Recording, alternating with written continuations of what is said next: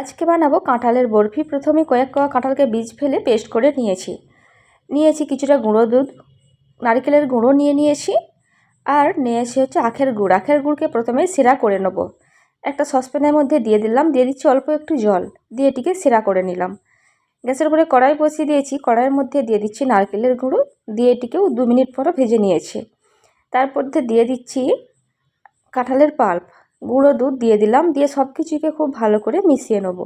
খুব ভালো করে মিশিয়ে নিয়ে এর মধ্যে দিয়ে দিচ্ছি গুড়ের সিরাপ, দিয়ে আবারও সব কিছুকে মিশিয়ে দিয়েছি। কালারের জন্য দিচ্ছি জর্দা রং, অল্প একটু এলাচের গুঁড়োও দিয়ে দিলাম, দিয়ে খুব ভালো করে এটিকে মিশিয়ে নিয়েছি, একটু শুকনো শুকনো করে নিয়েছি।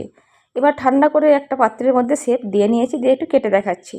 কোনটির পরিবর্তে কোনটি ব্যবহার করবেন সেটি জানার জন্য আপনারা লাল অ্যারো চিহ্নটির নিচে ভিডিওটির পুরো লিঙ্ক দেওয়া আছে, চাইলে দেখে আসতে পারেন। ভালো লাগলে একটি লাইক দেবেন, চ্যানেলটি সাবস্ক্রাইব করার অনুরোধ রইল।